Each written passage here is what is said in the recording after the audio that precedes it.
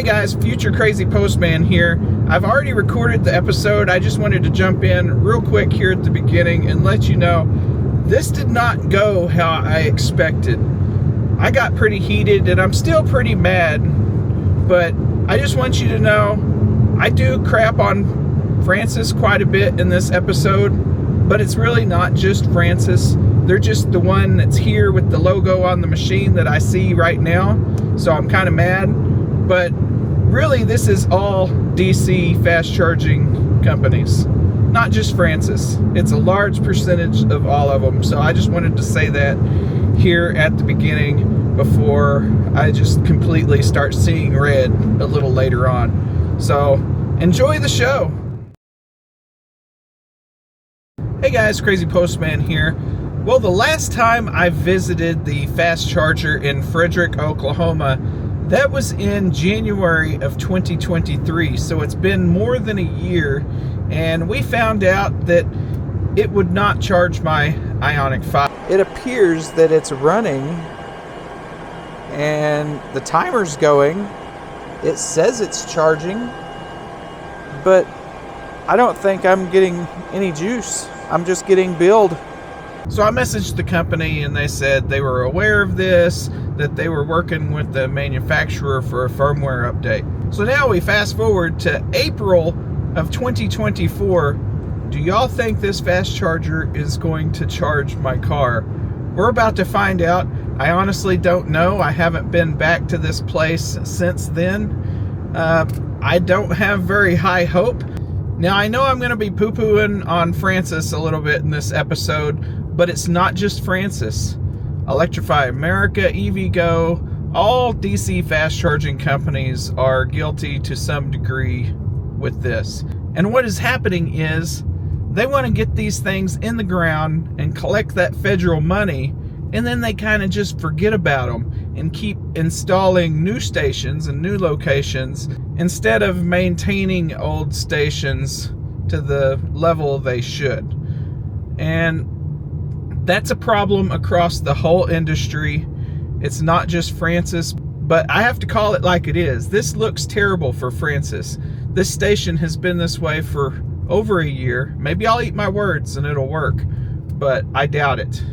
And there's another station up on Interstate 40, the Cherokee Travel Mart. It's been down for years, some of the stations. Now, I haven't been there lately. Maybe they replaced them and fixed them. I doubt it, but it is possible. But, you know, it's maintaining them after the installation is the problem. So we're pulling up here, and it looks like there's another Ioniq 5 here. We'll have to see what's going on with this other Ioniq 5 over here. I bet they're going to tell me they tried to charge and couldn't. Maybe they're over there dead now. Holy moly. So this one, it's hard to see, but it says it is under maintenance and down already, even before I try to plug into it. But to tell you the truth, there's no reason for me to even try these chargers, because the poor lady over here in the Ioniq 5 has already tried to use it and couldn't. And she said while she was sitting here, a bolt showed up and was able to charge. So it is still working for non-800 volt cars, but unfortunately 800 volt cars cannot charge at these Francis chargers, and it's really impacted this lady's day. I mean, she was headed on a trip to go back towards Texas, and now she's stuck here in some random town in Oklahoma because there's no DC fast chargers that care about upkeep, that care about keeping their stuff online. They just want to plant it in the ground, get the tax money, and then that's it. So thanks a lot, Francis, for keeping this Fredrick one updated, because you're causing this lady to have to get towed to Altus to sit at a level 2 charger for 7 hours so she can get enough charge to go back towards Dallas. Well, she didn't tell me where she was going, but it's somewhere in Texas. And there's actually no good DC fast charging in North Texas. The Tesla superchargers have a lot of coverage in North Texas, but for CCS vehicles, we're pretty screwed when it comes to North Texas charging. There's nothing I can do to even help because I don't have any DC fast charging around here. The town in Altus, where I'm from, we don't even have DC fast chargers. Like, there is that one at the dealership, but it's still locked out. They haven't activated it yet. It's all installed and it works, but they have it powered off and it's locked out. So the only option is her AAA is going to come pick her up and bring her to Altus, and she's going to sit at the Toyota dealership on their level 2 for who knows how long. This episode went exactly how I was expecting. I wasn't expecting these to work.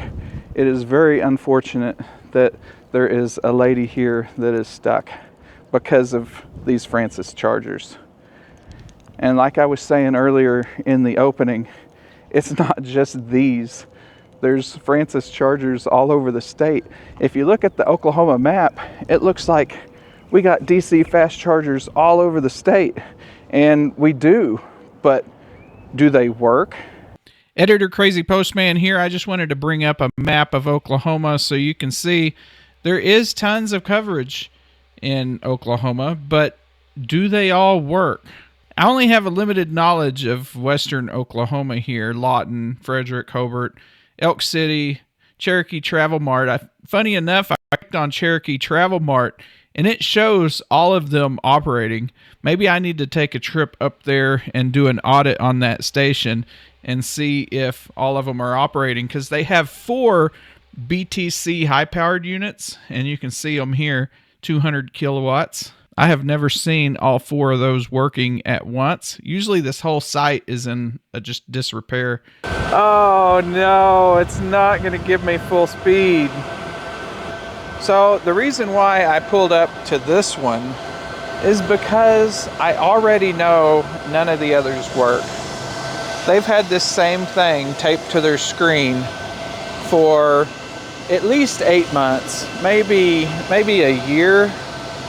So I don't know how long they're going to be waiting on the manufacturer parts, but this is ridiculous.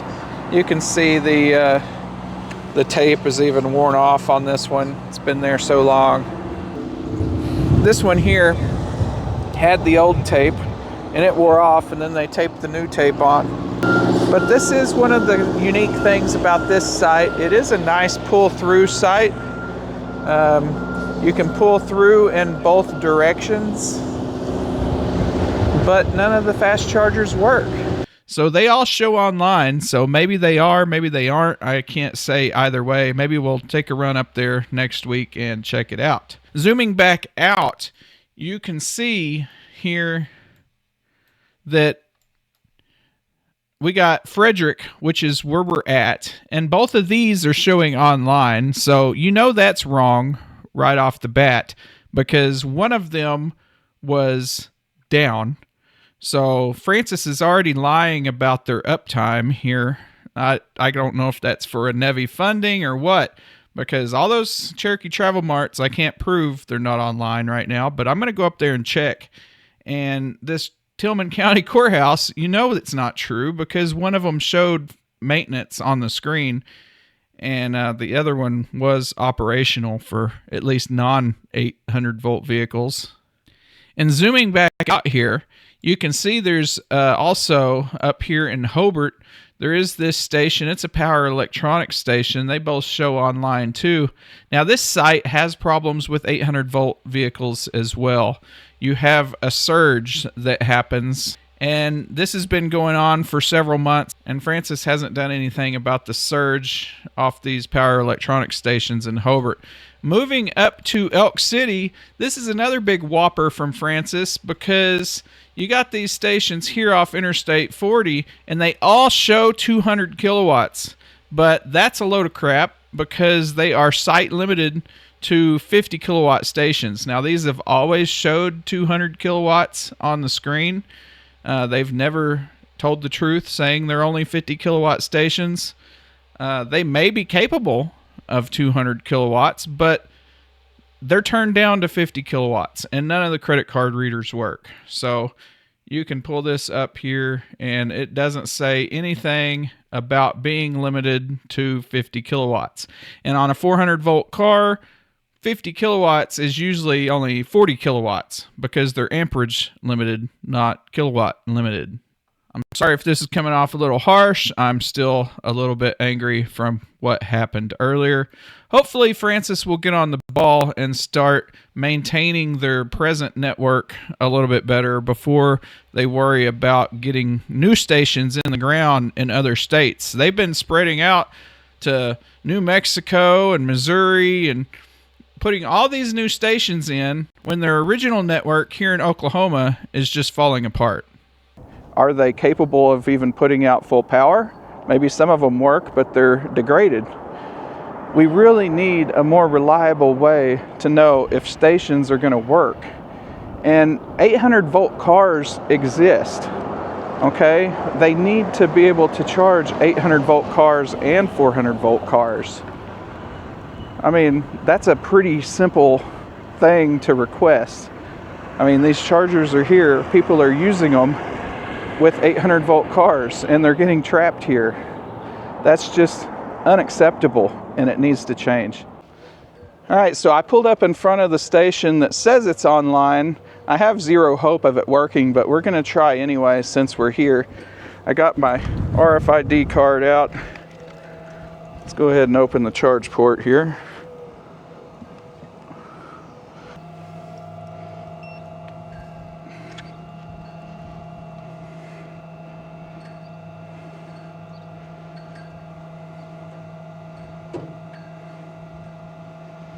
Says authorizing payment, initiated. Lots of clicking going on.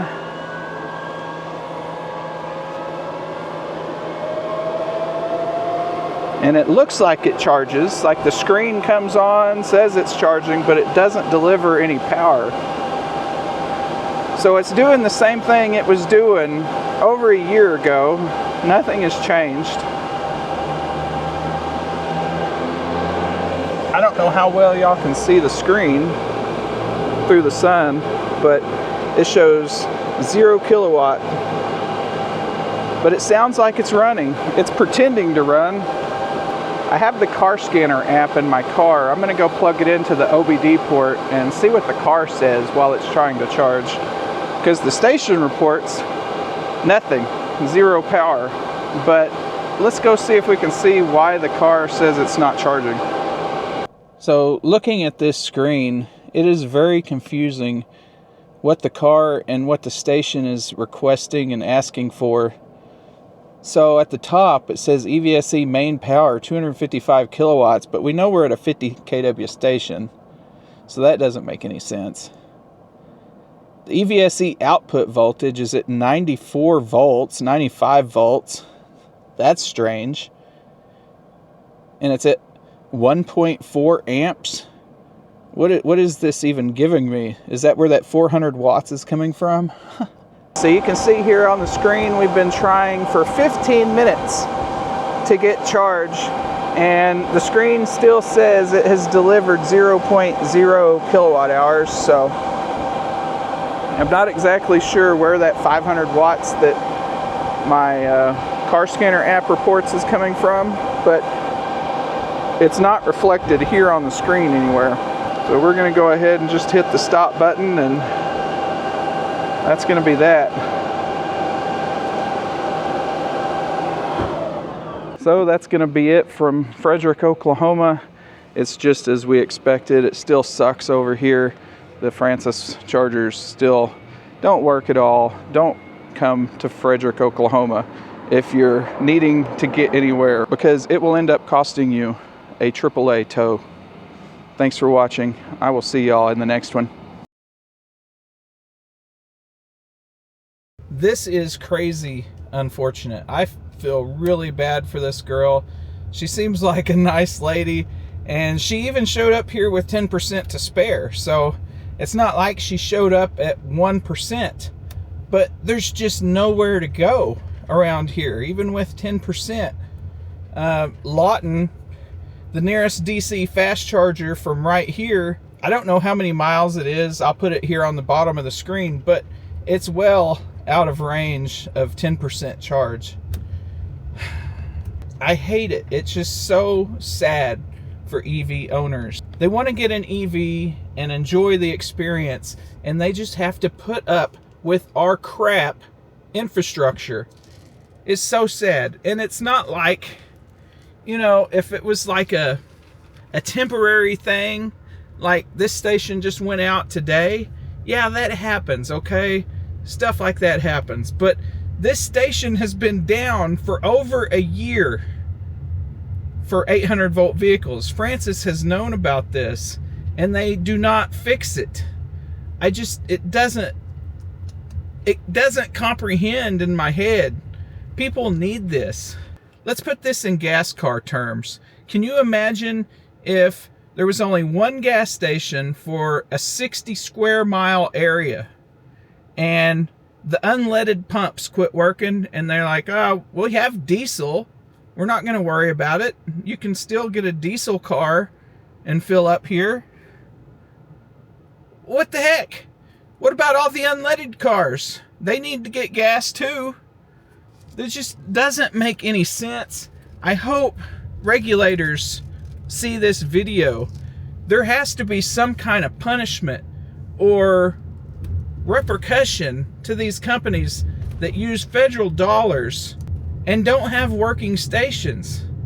If you take federal money, you need to support all vehicles. How come you can take federal money and say, I'm only going to support 500 volt vehicles, and screw you, all 800 volt vehicles? I'm getting mad.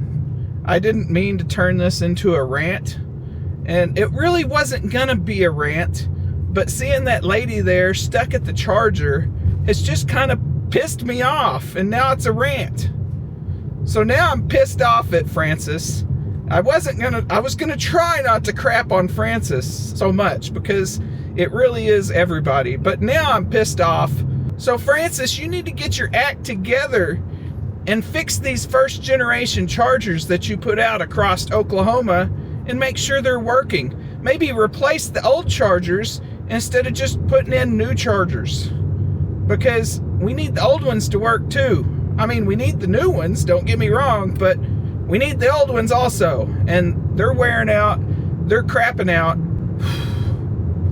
My blood pressure's a little high now. I'm gonna go home and take a nap. Thanks for watching. I will see y'all in the next one.